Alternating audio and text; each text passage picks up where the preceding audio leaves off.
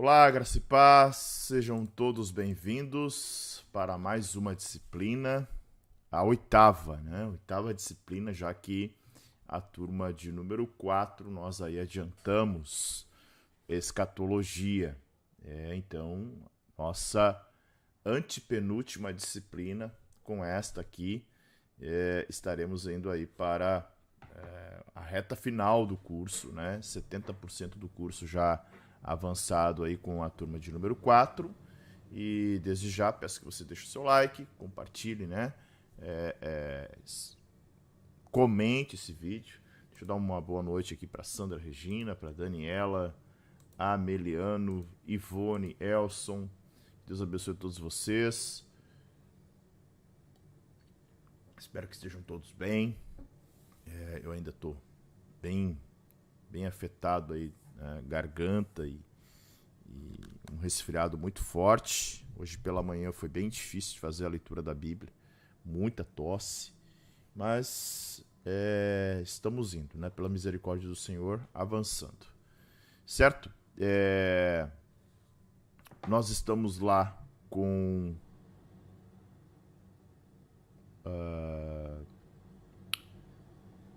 a avaliação em andamento, correto? Deixa eu lembrar aqui.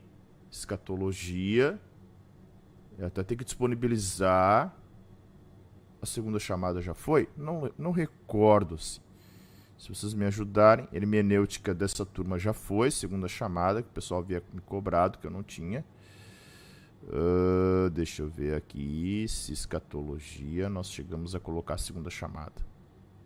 Ainda não, né? Creio que não. Eu vou verificar depois e coloco a segunda chamada de escatologia, né, principalmente para... Deixa eu ver aqui, turmas 3, 4... só foi a primeira chamada até então. Eu vou colocar a segunda chamada e aí vocês também, caso tenham alguma dificuldade em relação a essa disciplina, fiquem aí à vontade de chamar, certo? José Hélio, boa noite, Deus abençoe. Pastor, assisti essa primeira aula da turma 3. É justamente essa aula que eu vou transmitir, tá?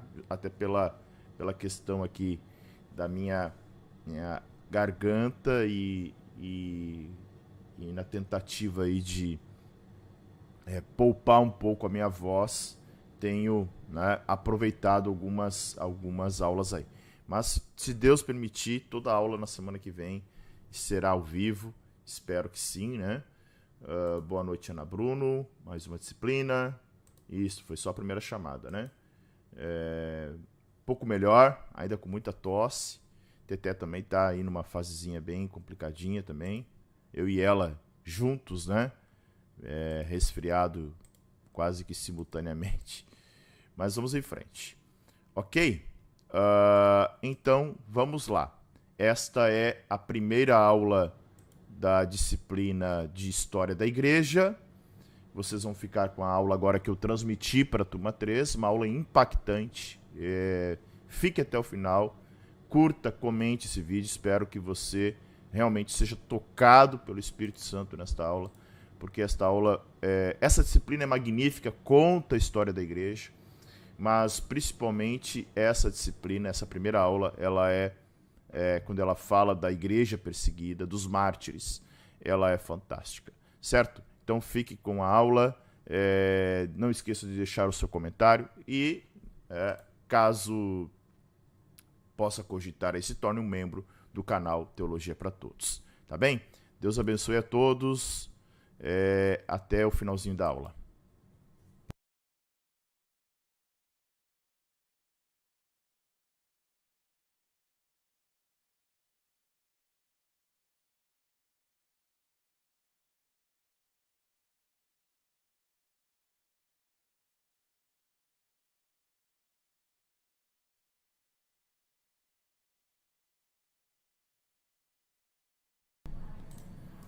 Boa noite, graça e paz, sejam todos bem-vindos. Esta é a aula de número 1 da disciplina de História da Igreja, nossa 7ª disciplina, e estamos aí encaminhando-se para o final, né? reta final do nosso curso. Sejam todos bem-vindos. Não esqueça aí de deixar o seu like, já deixa o seu like, já chega deixando o seu like aí. Se você não ativou ainda as notificações, ative as notificações do canal. Se você cuide para ver se você é um inscrito, né? Por favor, se inscreva no canal. Se cada um aqui ganhar aí, trouxer um inscrito para o canal, logo, logo, gente, nós estaremos aí batendo a casa dos 5.000 inscritos. É um processo, um trabalho de formiguinha, é um trabalho lento, mas, embora seja lento, já está gerando, né, alguns resultados. E quem sabe logo, logo aí, né, quem sabe um dia esse canal aqui ainda possa patrocinar a plantação de igrejas. Eu creio nisso, sabia? Eu creio que um dia nós podemos chegar aí na marca aí dos 40, 50, 80 mil inscritos, né? Quem sabe, queira Deus que um dia a gente chegue a este número, esse canal poderá sim ser uma fonte de plantações de igreja. Esse é o meu desejo, é o meu sonho. Enquanto esse dia não chega, esse dia não vem, você pode ser um mantenedor do Teologia para Todos, né? Todos os meses, desde o mês, a partir do mês passado. A partir do mês passado nós estamos aí sorteando uma box magnífica. Mês passado nós sorteamos 2. Esse mês vamos sortear com um livro, com um devocional do Café com Palavra, com xícara, caneca do Café com Palavra. Porque a gente precisa investir, eu preciso adquirir uma outra câmera aqui, meu celular, né? Essa câmera que você está vendo é o webcam, né? Mas tem uma outra câmera que eu uso aqui paralelamente, que é do meu celular. E o celular eu uso constantemente, é para live da igreja, é para live do Teologia para Todos, é para live do Bacharelado, é para live do Café com Palavra. Ele simplesmente está se entregando aí, a bateria não está durando. Então eu preciso adquirir uma câmera que fique fixa aqui. E você, né? Você que contribui, tem ajudado, né? Iluminação, próprio computador, microfone, muitas coisas são possíveis com o auxílio dos patrocinadores. Então tá aqui o Pix, né? Se você deseja ser um patrocinador. No link aqui na descrição do vídeo também tem um link para o canal do Telegram. Se você ainda não faz parte do nosso canal, obrigado. Se você não faz parte do nosso canal do Telegram, entre lá, todas as informações do curso, tudo por lá, ok? Turma 3, eu vou liberar a segunda chamada da disciplina de hermenêutica, né? Não consegui essa semana, mas vou liberar as notas, acho que já liberei, não me lembro se eu liberei as notas, não acredito que não, né? Vou liberar as notas também e vou liberar a segunda chamada para quem perdeu a primeira chamada da disciplina anterior, que foi hermenêutica. Bora lá? Nós temos ainda História da Igreja, Homilética, né? História da Igreja, 7ª disciplina, Homilética, a 8ª, Teologia Sistemática 2, a 9ª, e Escatologia, a nossa 10ª disciplina. Vamos ver se a gente consegue terminar dentro desse ano ainda essa turma de número 3, tá?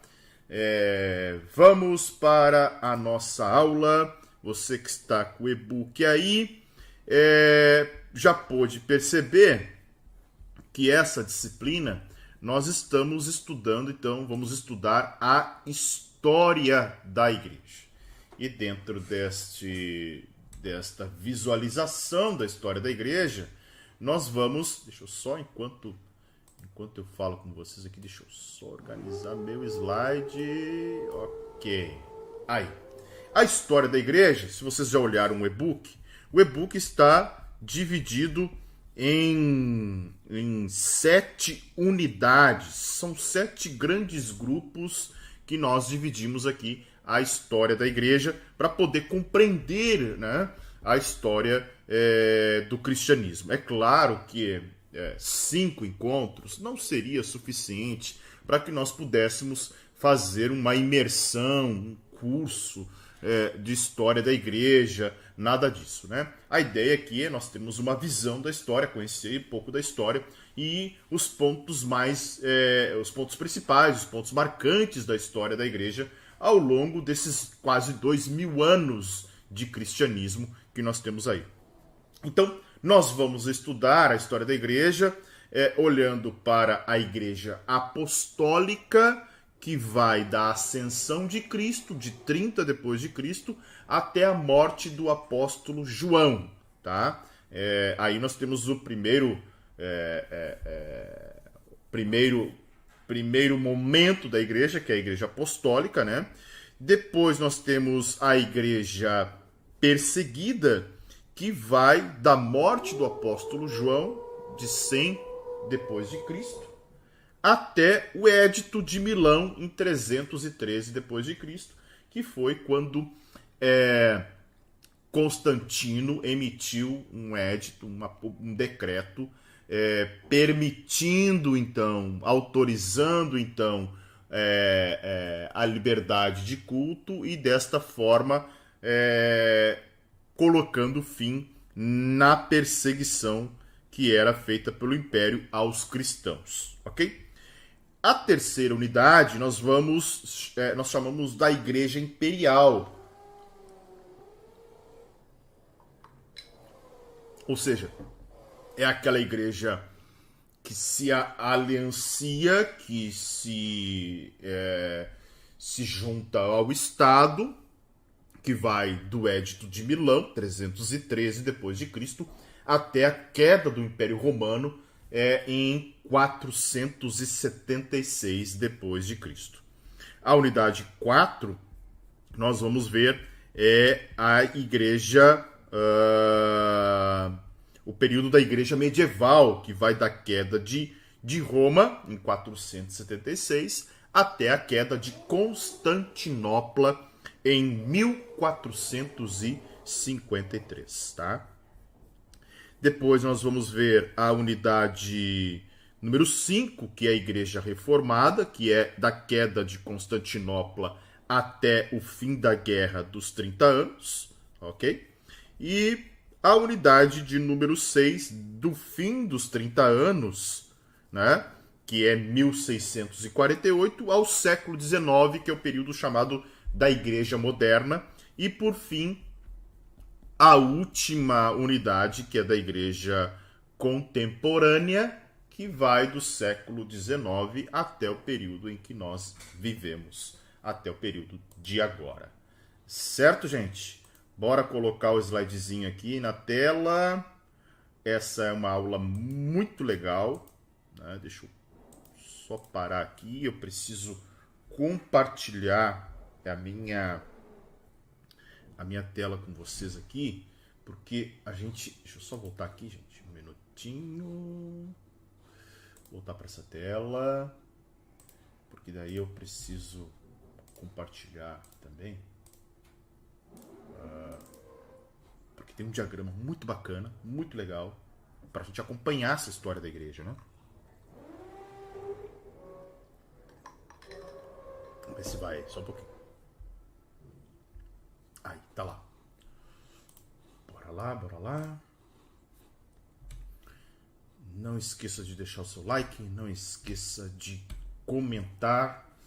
É importante você, depois que esse vídeo for encerrado, depois da nossa aula encerrada, você comentar também, tá? Porque esses comentários também, de certa forma, eles acabam contribuindo aí com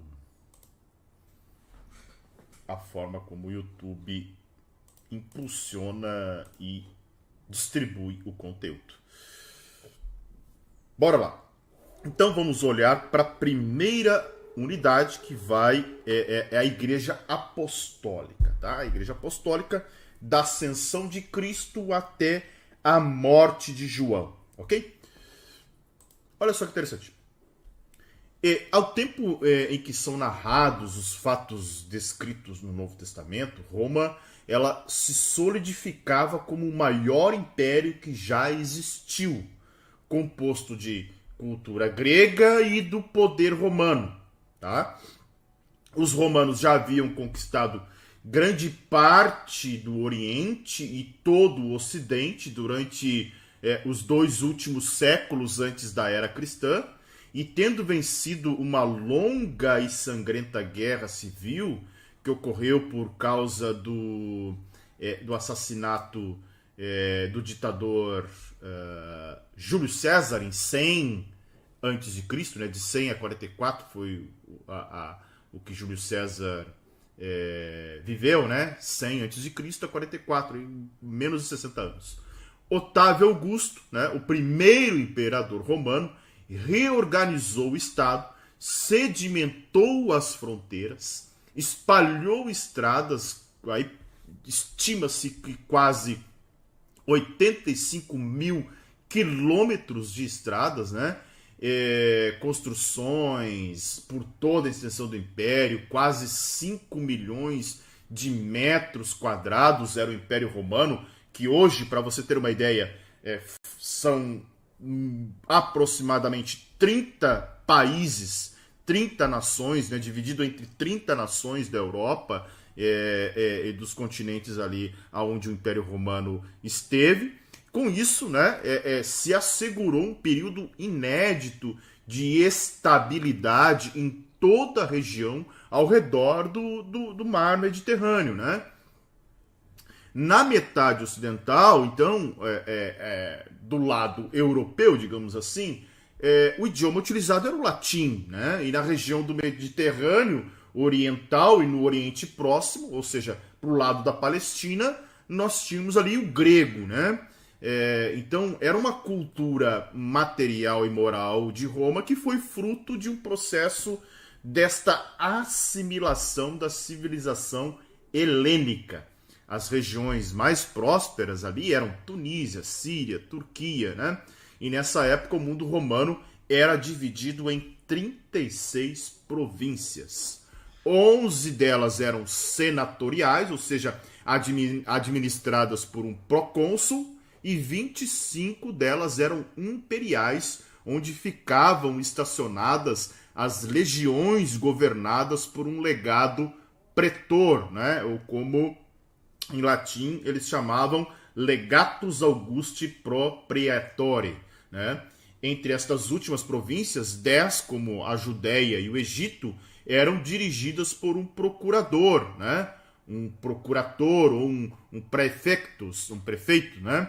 Nessa estrutura, a cidade era a menor unidade administrativa e a área rural ao redor fazia parte dela, né? Nessa conjuntura, tem um elemento muito importante aqui, que era o exército romano, que então foi reorganizado. Ele era composto de 28 legiões e mais um grande número de formações auxiliares de infantaria leve, arqueiros e cavalaria. Todos constituídos de tropas, né, da Gália, da Germânia, da Líria, da Galácia, da Síria, do Egito. E em meados do século II, o exército romano tinha aproximadamente 300 mil homens defendendo um império de cerca de 60 milhões de pessoas, né? Olha que coisa interessante, né? E após a morte de Otávio Augusto, ele foi sucedido por Tibério, né? Ali por volta de que viveu entre 42 a.C. e 37 depois de Cristo. Então Tibério já Tibério já é um governante, né? É um imperador romano que comanda na época em que o evangelho, em que Jesus encarna e que o evangelho começa a ser propagado, tá? Tibério foi sucedido por Caio, Cláudio e Nero, né? E com o suicídio de Nero, seguiu-se um novo período de guerra civil, conhecido como o Ano dos 4 Imperadores, em 69 depois de Cristo. Ao final desse ano, o comandante das forças militares romanas, em combate na Primeira Guerra Judaico-Romana, que foi Vespasiano, foi aclamado imperador, né? Depois a ele seguiu seu filho Tito Domiciano, cujo assassinato inaugurou o período dos 5 bons imperadores: Nerva, Trajano, Adriano, Antônio Pio e Marco Aurélio. E nessa época, o Império Romano atingiu sua expansão máxima, estabelecendo assim a Pax Romana, né? E todavia, ao fim desse período, Cômodo, né, que se tornou imperador, iniciando um longo período de instabilidades políticas. Ou seja, é nesse arcabouço que acontece esses 2 períodos que nós estamos vendo nessa primeiro slide aqui: Igreja Apostólica até a Igreja Perseguida, né? Para vocês terem uma ideia, de acordo com as narrativas do Novo Testamento, terminada a trajetória de Jesus na Terra, nascimento, vida, morte, ressurreição e ascensão, a igreja cresceu rapidamente, né, após o derramamento do Espírito Santo em Pentecostes, narrado em Atos capítulo 2, né, sobre os apóstolos, na própria festa de Pentecostes.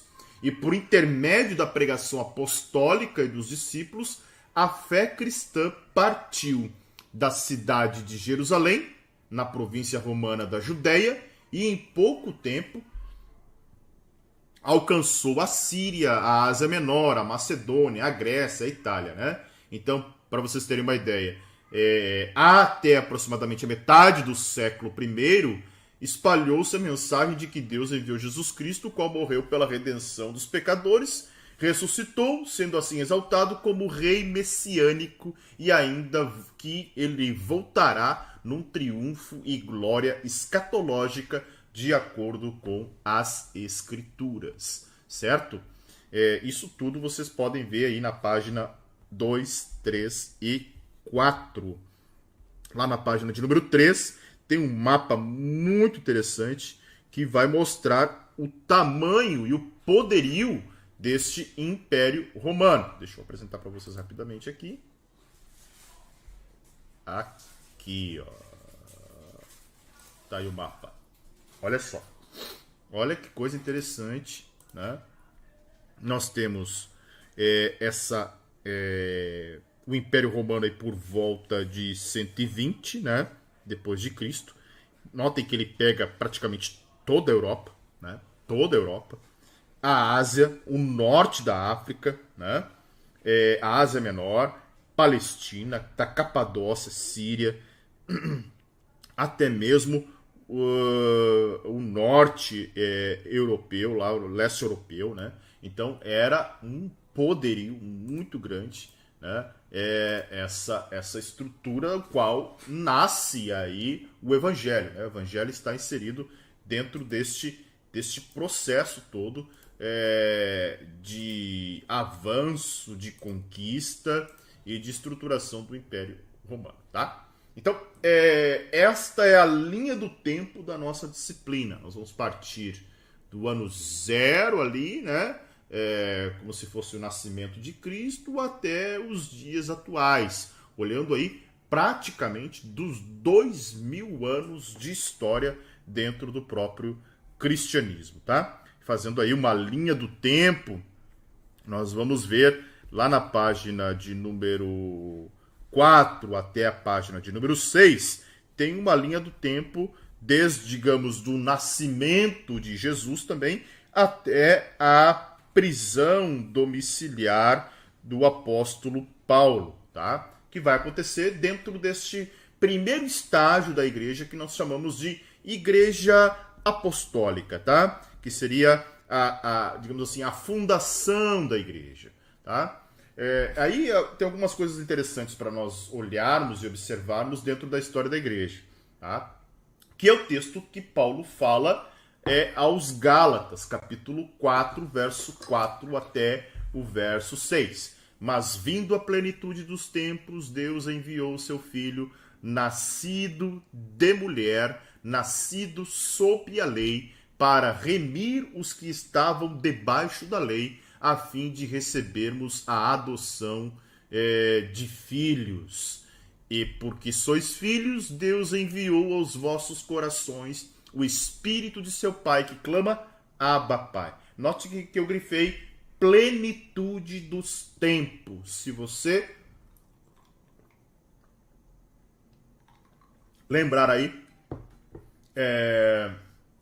panorama do Novo Testamento, a gente falou muito sobre isso, sobre a plenitude dos tempos, que é aquela convergência judaica greco-romana, né?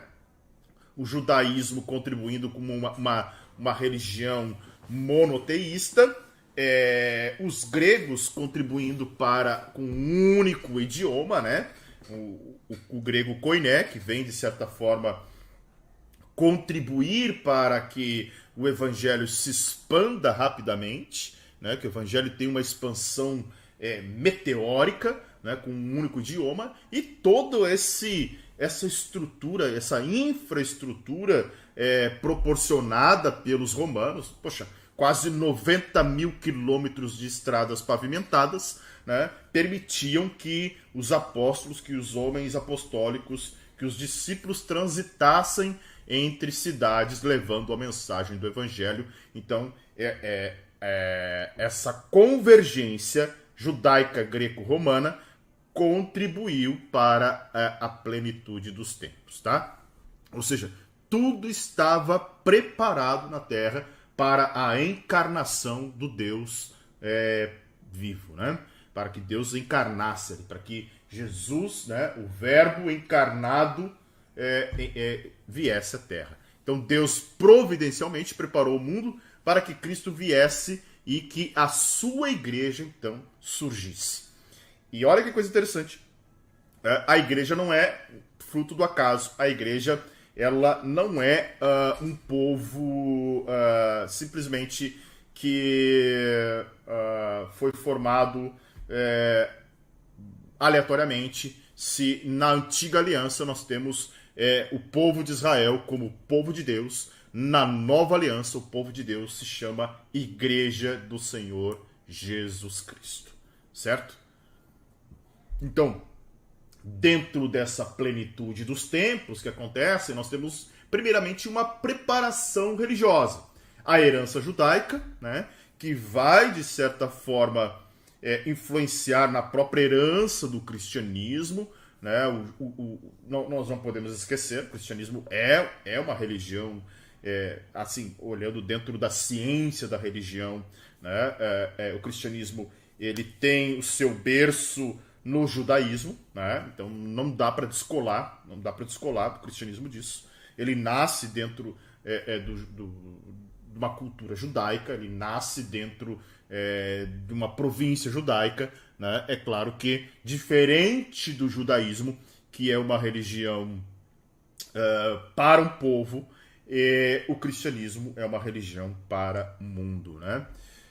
Até o ID de Jesus comprova isso, né? E a própria ele vai dizer, né, de fazer discípulos de todas as, né, de toda a terra, de todos os lugares da terra, e de fazer discípulos de todas as nações, né, melhor dizendo. E em Atos, né, capítulo 1, verso 8, quando Jesus ordena que os discípulos permaneçam, ficar em Jerusalém, até que do alto sejam revestidos de poder, e serão minhas testemunhas, tanto em Jerusalém quanto em Samaria, Judéia e até os confins da terra. Então, o cristianismo rompe as barreiras de Jerusalém, da Judéia, rompe as barreiras, as fronteiras judaicas, né? E isso dá um outro patamar, aí uma outra abrangência para o cristianismo.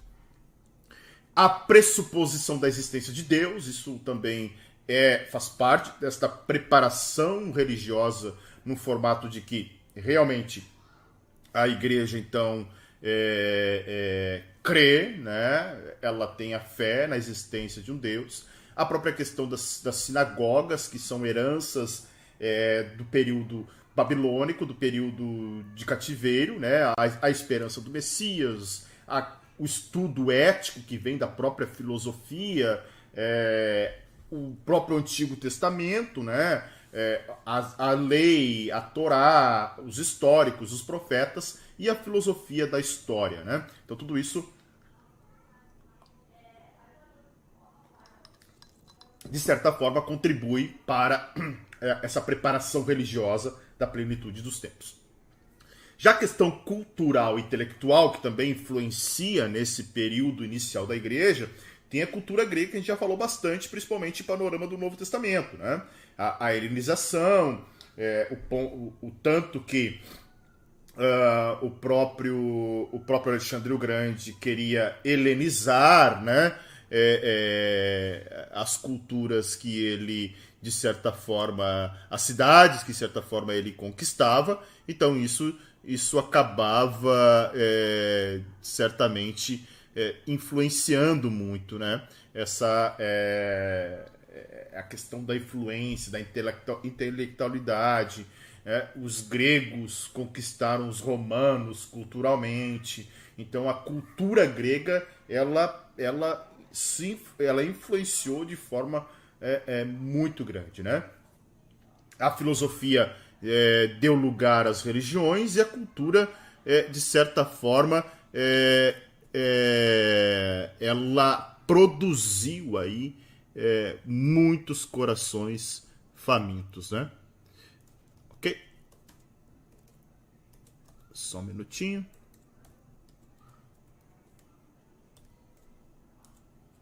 Certo, gente? Então, essa foi a plenitude cultural. E claro, né? A preparação. Só um pouquinho.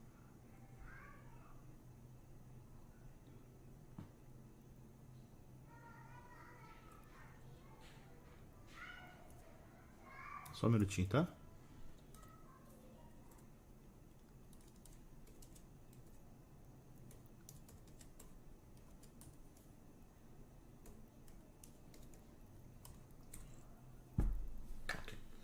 E a preparação política, né? Que daí é a contribuição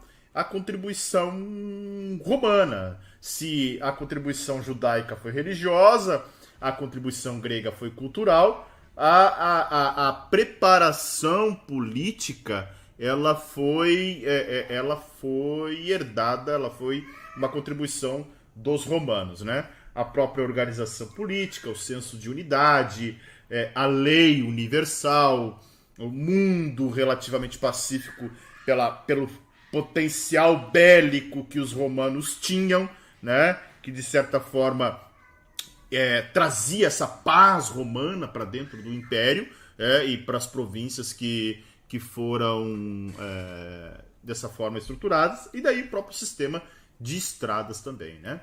Então aqui em 117 depois de Cristo, vocês já podem ter uma ideia do tamanho do Império Romano, como Roma era estruturado, como Roma era gigante e dessa forma, né, dominava praticamente aí o mundo civilizado da época, né? Aqui nesse mapa, ele é bem interessante. Deixa eu ver se eu consigo mostrar aqui. Deixa eu ver se eu consigo mostrar aqui. Essas caixinhas rosas, lilás, que vocês enxergam, são as bases legionárias que eles tinham, né? Então notem que havia muita base legionária, né? Era muito forte, né? Essas linhas laranjas que vocês enxergam eram as estradas, né? Que os romanos, de certa forma, tinham criado, né? E daí nós temos várias cidades que eram consideradas romanas, né? Então este era o tamanho do império que Roma tinha, tá? E aí, né? Olhando lá para a linha do tempo que nós temos entre os evangelhos e Atos, né? Estou lá na página de número 4 até a página de número 6, onde vocês podem ver, nós temos lá os primeiros, né, 30 anos, digamos assim, do cristianismo. Tá? Digamos que, claro, o ministério de Jesus inicia ministério, morte, ressurreição, está lá no final da página número 4, né? provavelmente entre 26 e 30 depois de Cristo, e aí 31 depois de Cristo, nós temos aí os eventos narrados de Atos 3 até Atos 7, né? Então, são eventos já de perseguição, tá? Causando preocupação cada vez maior nos judeus, especialmente nas autoridades judaicas de Jerusalém. E aí uma crescente tensão faz que um grupo resolva fazer justiça com as próprias mãos, e aí nós temos o primeiro mártir da igreja, que é Estevão, né? Então, para você ter uma ideia, os 8 primeiros capítulos de Atos dos Apóstolos cobrem relatos e fatos que aconteceram apenas entre 30 e 33 depois de Cristo. Então, nesse tempo, a igreja cresce rapidamente. Nós vamos ver na mensagem de Pedro 3.000 almas se convertendo, 3.000 almas, praticamente 3.000 pessoas em uma única mensagem reconhecendo Jesus como Senhor. E o epicentro aqui é Jerusalém, nessa expansão inicial da igreja, né? Nessa época, as principais cidades são Roma, Alexandria e Antioquia, né? São, digamos assim, as polis, as metrópoles da época.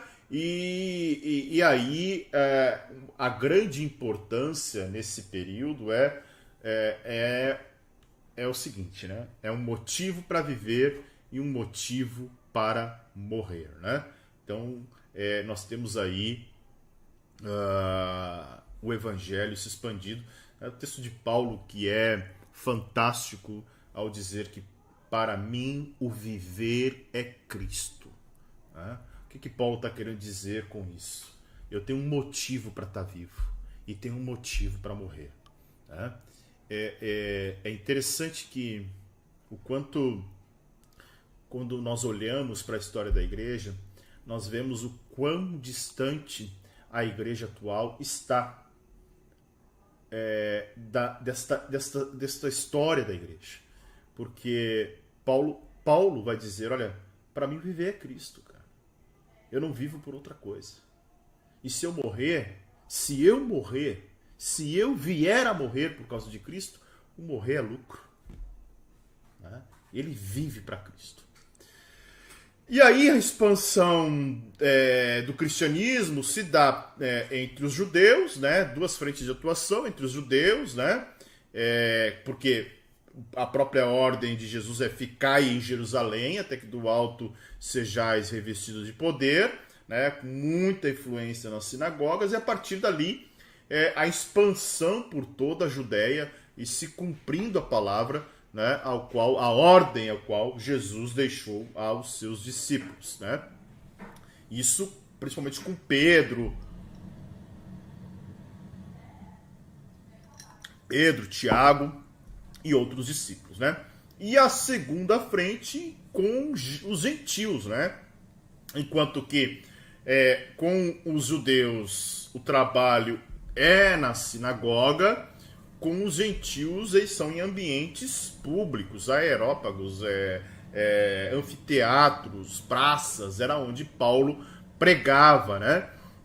E aí dando sim um caráter não regional mais ao cristianismo, mas um caráter ao cristianismo, né? Mas um caráter universal, ou seja, o cristianismo agora se amplia e começa a tomar dimensões continentais, rompendo rompendo as fronteiras da Judéia, né?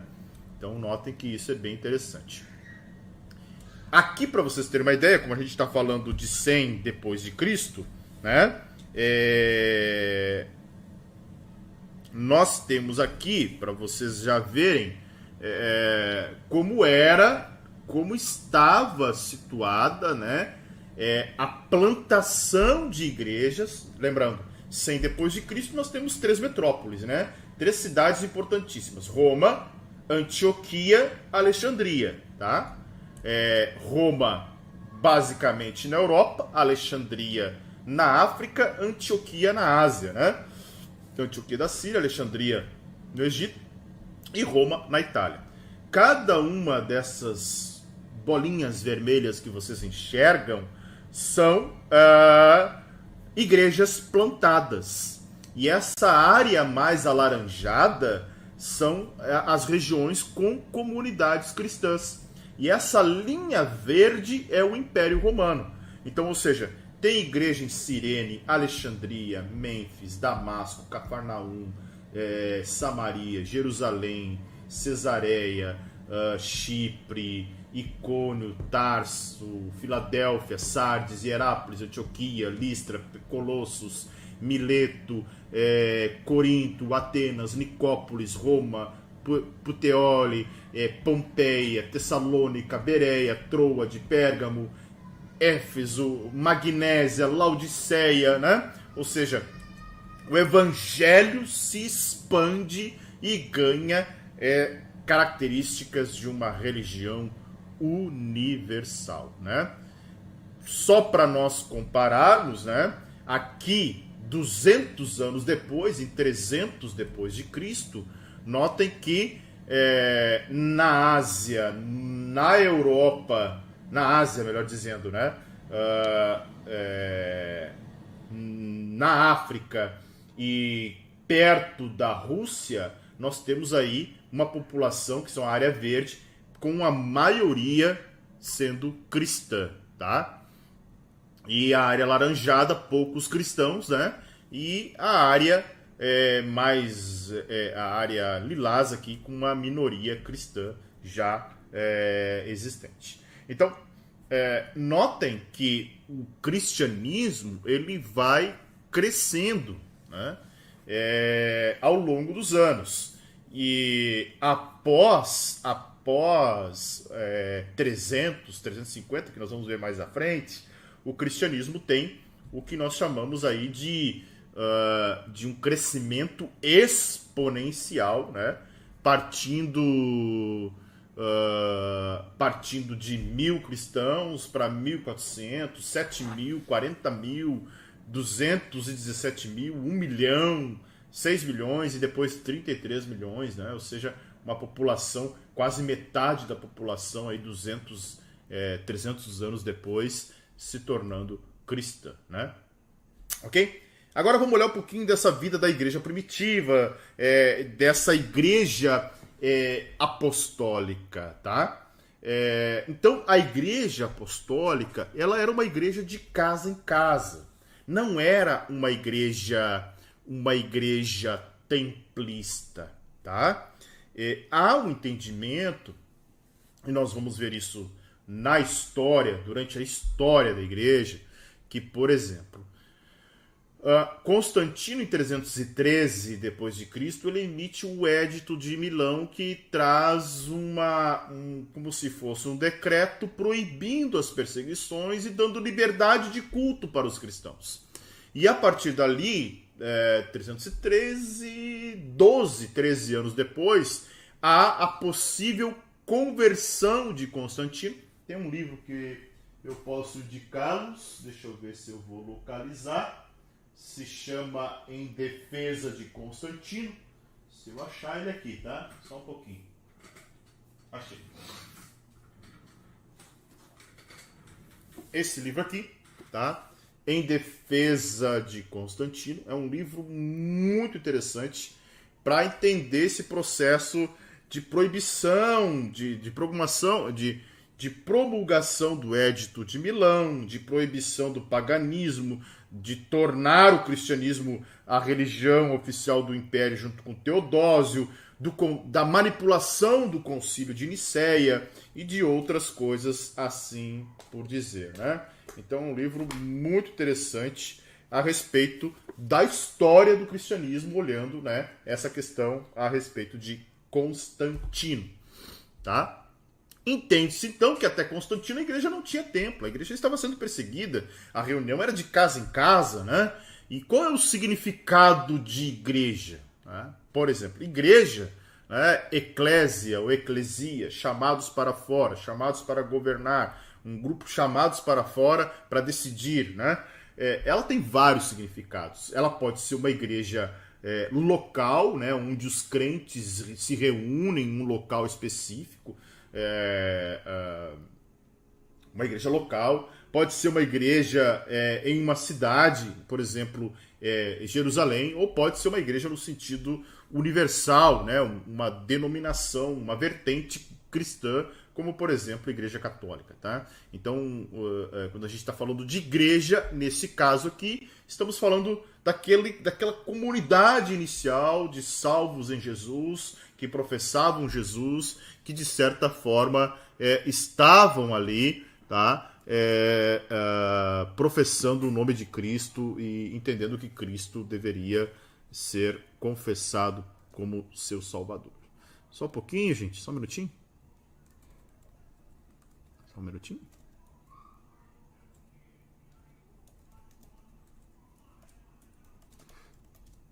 Só um minuto, tá?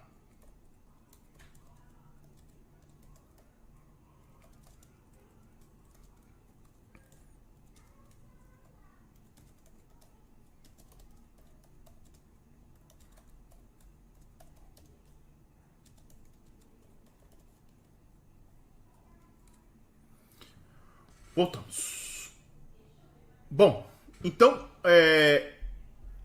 a pregação, ou o querigma, né, a pregação da igreja primitiva, ela tinha uma característica. Por quê? Porque as promessas de Deus começam a se cumprir, né, na vida da igreja, começam a se cumprir na história inicial desta igreja. Tá? A própria... a questão do próprio Messias, a questão das curas, a questão da manifestação, a questão da própria perseguição, a questão dessa definição desse povo, de certa forma, se cumpre. Cristo é o ponto central, né? Cristo é o cabeça messiânico, então Cristo muitos gostam de chamar de a chave hermenêutica. O fato é que todas as escrituras convergem para Jesus Cristo, né? Desde Gênesis 3:15 nós vamos ver que tudo converge para Cristo, e Cristo é o ponto central da história. E como ponto central da história, ele é o cabeça messiânico de Israel, ou seja, a expectativa de Israel quanto ao Messias, né, está agora no querigma, na mensagem da igreja primitiva, tá? E aí, claro, né, com a presença do Espírito Santo como sinal na igreja que o poder e a glória de Cristo estão presentes, tá? Promessa de Jesus, né? Então promessa de Deus que se cumpre também, quando Jesus disse, olha, vocês não vão ficar órfãos, vou enviar um outro Consolador, né? O Paracleto, ele estará com vocês todos os dias, tá? E aí isso também se cumpre, tá? Promessa de Jesus, tá bom? E claro, o apelo à fé, arrependimento, batismo, o perdão e a oferta do perdão do Espírito Santo. Então tudo isso que começa, de certa forma, a formatar a fé, a crença e a confissão da igreja, né, estão aí dentro da mensagem desta igreja apostólica, da igreja primitiva, né? Tem algo bem legal que não é considerado até um livro pseudepígrafo, né, que é a Didaquê, que de certo é um catecismo dos primeiros cristãos para as comunidades, que é um material muito interessante de fazer uma leitura, né, a respeito. É um material bem pequeno, 24 páginas. Eu devo ter ele em algum outro aqui, que eu não me lembro bem onde é que está, mas você encontra até para download gratuito na internet aí, a Didaquê, que de certa forma também, né, era uma digamos assim, um manual de boas práticas dos homens apostólicos ali no início, né, de como as igrejas deveriam proceder, como receber missionários, como ser um bom anfitrião, coisas desse tipo, né? Então, naquela época já havia uma preocupação nessa expansão da igreja aí, ok? Aí surgem as perseguições, né? Começam a surgir aí a perseguição religiosa, começam a surgir a perseguição política, e a igreja começa a sentir perseguição de ambos os lados, né? Tem a perseguição judaica, tem a perseguição romana, tá? E antes de nós partirmos para o segundo período da igreja, que é o período da igreja perseguida, lá no final da página de número 6, né, você vai ver lá, por exemplo, tem uma estrutura que nós vamos ver ainda, que é o chamado de grupos de pais da igreja, né? Certamente você já ouviu muito falar em pais da igreja, né?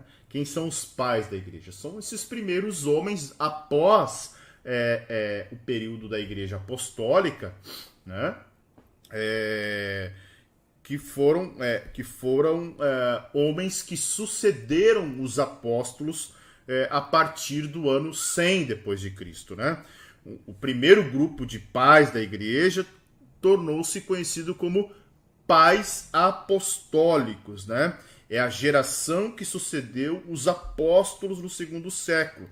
Então, eles prepararam e legaram uma série de textos, dentre eles aquele que nós vimos ali da Didaquê, né? E, claro, muitos outros escritos, como vocês podem ver ali na página 7, né?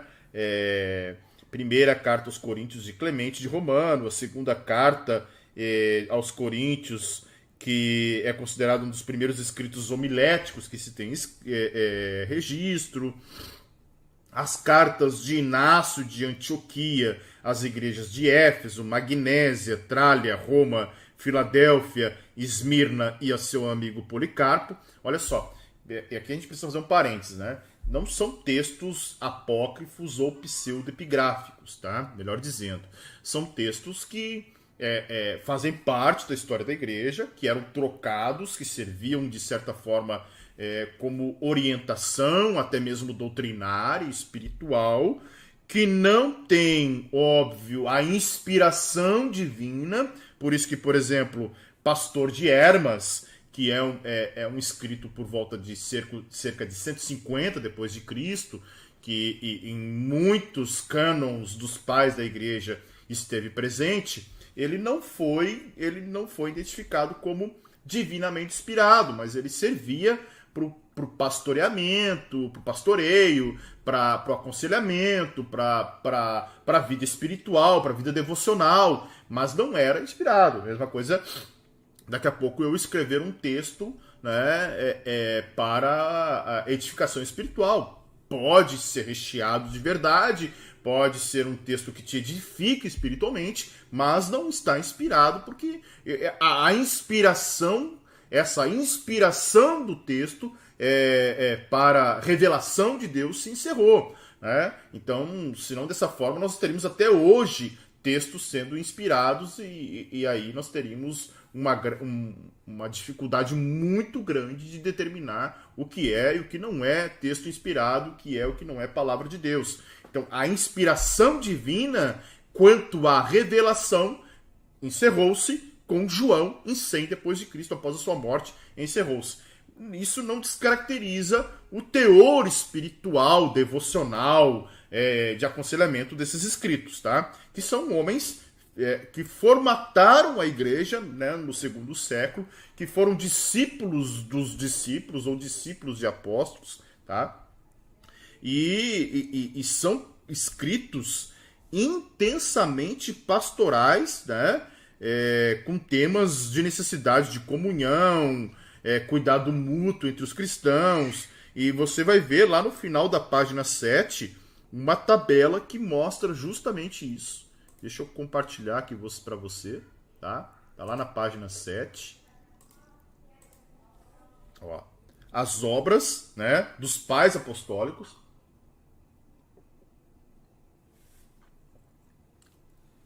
E aqui a gente já percebe o quanto o quanto essa preocupação por parte deles já estava, de certa forma, bem evidenciada, né? Uma preocupação muito grande em relação às questões da vida pessoal, fidelidade em meio à perseguição, né? Vida moral, até, por exemplo, a Epístola de Barnabé traz algo bem interessante, como, por exemplo, abortos e bebês abandonados, né? Pastor de Hermas vai falar sobre a vida moral, o divórcio, o novo casamento. A Didaquê vai falar sobre a vida moral e os dois caminhos. Vai falar também sobre ordens nas igrejas, batismo, jejum, ceia, orações, cultos, eleições, mestres e profetas itinerantes. Ou seja, era um conjunto de escritos que, de certa forma, se preocupava em dar para o povo, para as primeiras igrejas, uma estrutura fiel, né? Uma estrutura que pudesse, de certa forma, auxiliá-los nesta condução e nessa estruturação da igreja, ok? Aí sim, né? Vamos adentrar agora um pouco nessa questão das perseguições, os mártires. Aí sim, temos aí uma forte, né, influência das perseguições religiosas e políticas, tá? E aí, né, nós não podemos esquecer, né, a perseguição religiosa era por parte dos judeus, né? Os judeus tinham uma perseguição religiosa muito grande, muito forte, né? Eles queriam acabar com o cristianismo, né? Já os romanos tinham uma perseguição mais política, tá? E tem aí o padrão chamado Trajano, né? Trajano foi um imperador, né? Ali por volta de 111, 112 depois de Cristo, né? E ele tinha aí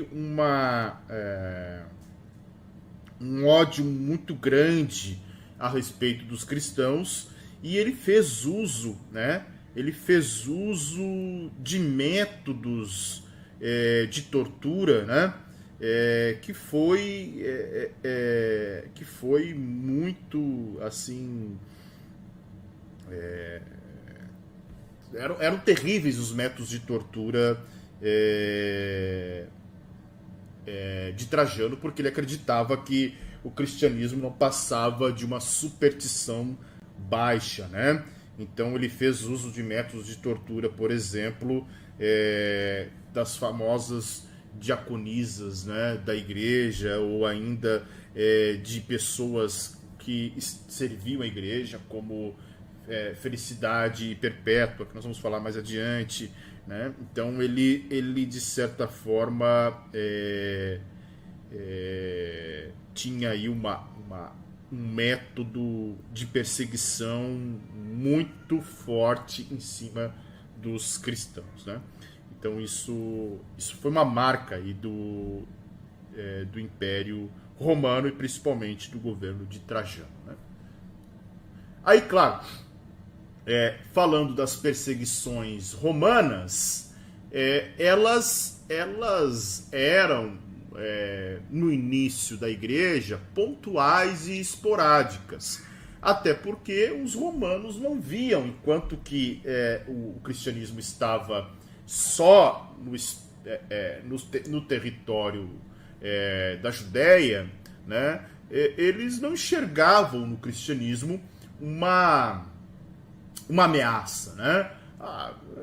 Não dava muita bola, né? Tinha toda aquela questão da relação igreja-estado, né? A importância, a própria adoração ao imperador, né? De certa forma, era era algo que existia dentro do Império Romano, e aí começam, depois de 54 depois de Cristo, aí sim começam as perseguições mais violentas. Até aí a perseguição está mais no campo religioso por parte dos judeus, né? Aí sim, depois aí com Nero, Décio e Diocleciano e Galério, nós temos aí talvez um dos períodos mais sangrentos, né? De 250 em diante, os períodos mais sangrentos da história da igreja dentro das perseguições romanas, tá? Claro, nem todos foram fiéis nas perseguições, né? Tinha muita gente que, de certa forma, abandonava o cristianismo, muita gente que, de certa forma, desistia do cristianismo a partir do momento em que eram perseguidos, né? E essa perseguição, de certa forma, influenciava, né, nessa permanência ao evangelho, mas aqueles que permaneciam fiéis eram fiéis até a morte, e aí sim, de certa forma, acabaram se tornando mártires da igreja, né? Uma frase muito interessante de Tertuliano, né? Tertuliano, ele vai dizer o seguinte: Tertuliano nasceu aí por volta de 160 depois de Cristo, foi um dos primeiros autores assim do cristianismo. Ele diz: o sangue dos mártires é a semente da igreja. O sangue dos mártires é a semente da igreja, né? A igreja, ela crescia na pressão. A igreja, ela crescia na perseguição. E ela cresceu na perseguição. Os momentos de grande avivamento, de grande crescimento da igreja, foram momentos de perseguição também. Então, uma frase de Tertuliano de Cartago, né? Ou Cartago, o sangue dos mártires é a semente da igreja. Então, quanto mais sangue eles derramavam, mais a igreja avançava e prosseguia, porque a igreja, ela é triunfante, né? Hoje a gente fala, a igreja isso, a igreja aquilo. Nós temos, lembram do que eu citei logo no início, né? Conceitualizar igreja é muito amplo. Pode ser uma igreja local, pode ser uma denominação, pode ser, né? Mas a igreja é a igreja de Jesus Cristo, de todos os santos, de todos aqueles que reconheceram Jesus na história. Essa igreja é imparável, essa igreja é invencível, essa igreja é gloriosa, essa igreja é povo santo, né? É povo adquirido, nação santa, povo de Deus, sem mancha, sem mácula, sacerdócio real, né? Essa é a igreja do Senhor Jesus Cristo, tá? Ok? Então, vamos continuar um pouquinho aqui ainda. Deixa eu voltar lá para o nosso slide.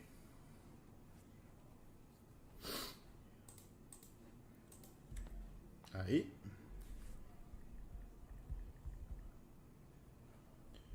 Ok, bora lá. Claro, as perseguições, aí começam acusações contra os cristãos por parte de Roma, né? Falar do proselitismo, do exclusivismo cristão. Eram acusados nessa época até mesmo falsas acusações, né? Motivos que, de certa forma, tentavam acusar, assim como aconteceu com Jesus Cristo, né? Falsas acusações, havia também falsas acusações contra o cristianismo, tá? Canibalismo, incesto, falta de patriotismo, tudo isso foram utilizados para acusar os cristãos. E o que os romanos queriam com essas perseguições? A apostasia da fé, ou seja, acabar com a fé, até porque agora o cristianismo tinha rompido as fronteiras da Palestina, e se o judaísmo não convertia as pessoas, né, não havia uma ação ofensiva do judaísmo em converter as pessoas, ou seja, nasceu judeu, tu é judeu, não nasceu judeu, não é judeu, apenas a não ser que tu queira, né, estar aqui, queira fazer parte, se circuncida, senão, caso contrário, fica aí, nós aqui, né? Mas o cristianismo há uma ofensiva na conversão, na pregação do evangelho. Aí havia um entendimento por parte de Roma, que de certa forma isso era uma ameaça, né? Então eles queriam a apostasia da fé, até porque para o cristianismo há um só Deus, e o Império Romano até considerava o imperador como um deus, né? E também queriam a morte dos cristãos mais obstinados, aqueles que, de certa forma, não se entregavam, né? Só que esta perseguição, ela teve um efeito na vida da igreja, primeiro, que foi a santificação, a purificação da igreja, né? Foram anos de perseguições, mas foram anos que a igreja, de certa forma, mais se santificou, se purificou, né? Assim, de movimentos intensos de purificação. De expansão, então, nem se fala, ou seja, a igreja se expande, né? De uma forma muito interessante, né? E havia aí uma própria controvérsia sobre como a igreja trataria aqueles que, de certa forma, negaram a fé para sobreviver, né? Aqui uma pintura de Rembrandt, né, sobre o martírio de Estevão, né? Bem interessante, né? A forma como Rembrandt retratava esse martírio de Estevão, o primeiro mártir da igreja. Então, e aí falando de mártires, né? Todos os apóstolos morreram de forma violenta, né? Todos eles, de certa forma, foram violentados aí, a espada, crucificado, decapitado, né? As mortes mais violentas possíveis. Calcula-se que cerca de 3.000 cristãos foram mortos até o século IV, ou seja, provavelmente até 313, ali, quando houve o Edito de Milão. E aí tem uma história fantástica, que é a história de Perpétua e Felicidade, né? Acho que eu tenho um slide aqui para mostrar, né? O retrato de Perpétua e Felicidade, que para a Igreja Católica são consideradas até mesmo santas, né? Uma era nobre e a outra era escrava. E o que se sabe sobre a origem das duas é pouco, né? Porém, o que se sabe é digno de nota. Perpétua era nobre da cidade de Cartago, né? Do norte da África, e Felicidade era escrava de Perpétua. Olha só. As duas tinham por volta aí dos seus 20 anos e eram cristãs numa região dominada pelo Império Romano em tempos de perseguição contra os cristãos, né? Perpétua era rica, de família tradicional, né, e nobre. O pai dela era pagão, e quando da prisão ela tinha aí 22 anos, e era mãe de um bebê recém-nascido, né? Mãe de um bebê recém-nascido, e Felicidade, sua escrava, estava com 8 meses de gravidez. Preste atenção. As duas, elas foram presas no ano de 203 depois de Cristo por ordem do imperador Romano Severo, pelo simples fato delas serem cristãs, né? Severo, as origens familiares também estavam na África, tinha emitido um decreto de pena de morte aos cristãos. As duas sofreram as atrocidades da prisão, unidas pela fé, em oração e dando força uma à outra, né?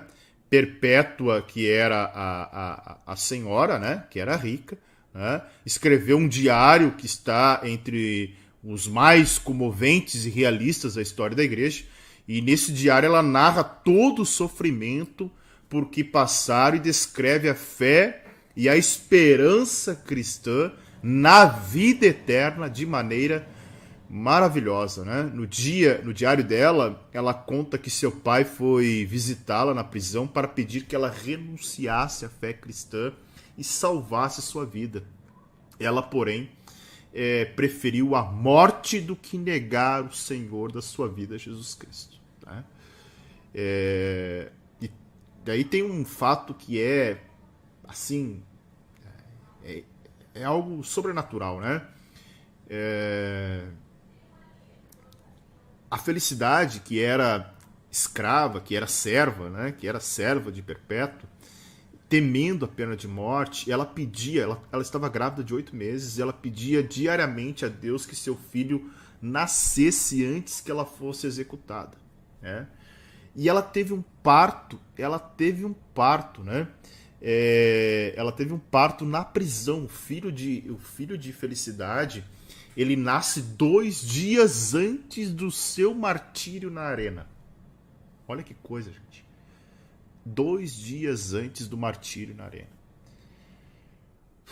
A história conta que Perpétua e Felicidade, elas mantinham-se firmes em oração, no sustento da fé, apoiadas por outros 6 cristãos que também estavam presos.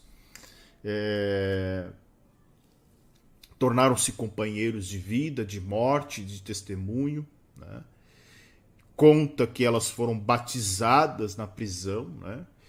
E segundo os relatos oficiais da época que completam o diário de Perpétua, os cristãos homens foram martirizados primeiro, tendo sido jogados aos leopardos famintos. Estes os despedaçaram. Perpétua e Felicidade, né? Imagina, Felicidade recém tinha dado à luz, né? 2 dias depois de dar à luz, estava sendo jogada a touros selvagens.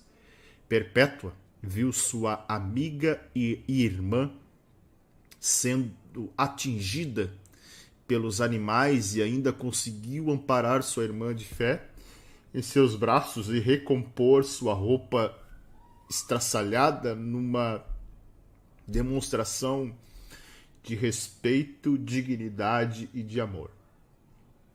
Os pagãos que assistiam ao espetáculo se emocionaram por um curto espaço de tempo. Porém, logo começaram a gritar pedindo a morte de Perpétua. Então os touros atingiram as duas e logo em seguida elas foram degoladas. No dia 7 de março do ano 203. Elas morreram por causa da fé em Jesus Cristo.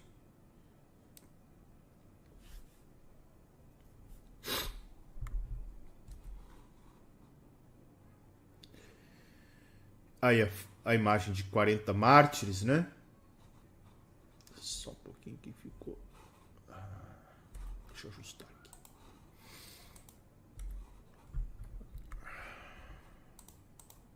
Deixa eu ajustar que ficou meu texto. Só um pouquinho. Os 40 mártires de Sabaste.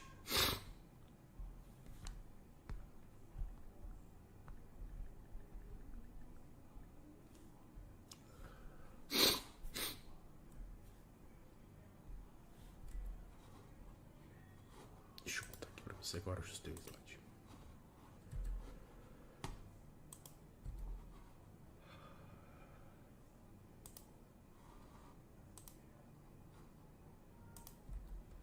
É a nossa história, gente. É a história da igreja. Muita gente morreu. Não por acaso. E quando a gente lê o texto de Paulo, para mim o viver é Cristo e morrer é lucro, se torna mais compreensível o que é viver no cristianismo, né? Essa imagem que você enxerga aqui, os chamados 40 mártires de Sabaste ou de Sebaste, foram 40 soldados pertencentes a uma legião, a Legio Fulminata, e que prestavam serviço em Sebaste, né? Por volta de 320 depois de Cristo, e eles se tornaram mártires ao se recusar a prestar juramento de fidelidade aos deuses romanos contra a vontade do imperador Licínio. O relato mais antigo da existência e do martírio deles aparece na história de Basílio de Cesareia, justamente na festa litúrgica dos mártires, né? De acordo com Basílio Magno, esses 40 mártires que abertamente confessaram a Cristo foram condenados pelo superior à exposição nus em um lago congelado perto de Sebaste, ou Sabaste, em uma noite cruelmente fria, a fim de que morressem congelados. Entre os condenados, um apostatou e, deixando seus companheiros, buscou um banho quente próximo ao local, previamente preparado para quem renegasse a Cristo. Um dos guardas que vigiavam os mártires viu, nesse momento, um brilho sobrenatural que encobria os condenados e proclamou a Cristo como seu Deus. Despiu-se de suas vestes e juntou-se aos 39 restantes, completando assim novamente o número dos 40 mártires. Ao amanhecer, os corpos dos confessores da fé, que ainda demonstravam sinais de vida, né, os que não morreram congelados, foram queimados e as cinzas atiradas ao rio. Os fiéis, contudo, recolheram esses preciosos restos, né? E daí fizeram uma homenagem de honra aos 40 mártires. Né? Gente. Deixa eu ajustar outro slide aqui. Eu boto os slides no Google, ele desconfigura, né? Então... E por último, né, eu queria falar do martírio de Policarpo. E a gente encerra por hoje. Difícil dessa aula agora, né? Depois desses relatos assim. A gente fica olhando que tipo de evangelho que a gente vive, né? Que tipo de cristianismo que a gente vive.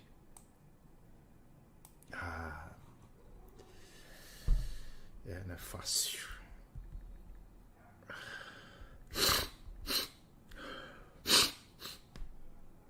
Desculpa que fica fungando aqui, mas difícil conter as lágrimas diante de situações como essa, de relatos como esse. Né? E aqui uma gravura do martírio de Policarpo, e aí a gente já vai encerrar a aula de hoje. Que também é um dos... Né? O martírio de Policarpo foi um documento, né? Junto com os pais apostólicos aí, que foi um relato, né? Os relatos mais antigos assim da história da igreja em relação a todos os martírios que foram feitos, né? Então ele é um documento, ele é como se fosse um livro, né? O martírio de Policarpo, ele vai narrar o comportamento de um mártir de acordo com o evangelho, né? Vai falar da ideologia do martírio, né? Então uma ideia de compreensão particular com o martírio, e essa carta começa com uma oposição de dois exemplos mártires, né? Um bom e o outro como ruim. E ele vai falar em um texto que eu gostaria só de citar, que está no documento, né, o Martírio de Policarpo, que vai dizer assim: abençoados e nobres, portanto, são todos os martírios que ocorreram de acordo com a vontade de Deus, porque devemos ser reverentes e atribuir a autoridade última a Deus. Né? É bem interessante a gente olhar para a história da igreja e ver quantas pessoas que morreram por essa história, né? Certo, gente? Paramos por aqui. Na próxima aula a gente fala sobre os pais da igreja. Vai ser uma aula bem legal. Espero que vocês estejam aí motivados para essa disciplina. Espero que continuem. É uma disciplina fantástica e que realmente a gente possa compreender a história da igreja e dar mais valor, né, para essa história. Se você deseja ser mantenedor, não esqueça aí de nos ajudar. Precisamos comprar uma câmera nova aqui, uma segunda câmera para o nosso estúdio, e precisamos da contribuição dos mantenedores. Você que é mantenedor, né? Não fez sua contribuição ainda, por favor, nos ajude. Assim a gente vai fazendo essa obra para a glória do Senhor. Não esqueça de curtir o vídeo, não esqueça de deixar o seu comentário depois da aula. Volte aqui, deixe o seu comentário, é muito importante para que o canal também cresça. Certo? Que Deus abençoe todos vocês, fique na paz que excede todo o entendimento, e até a próxima, se Ele assim permitir.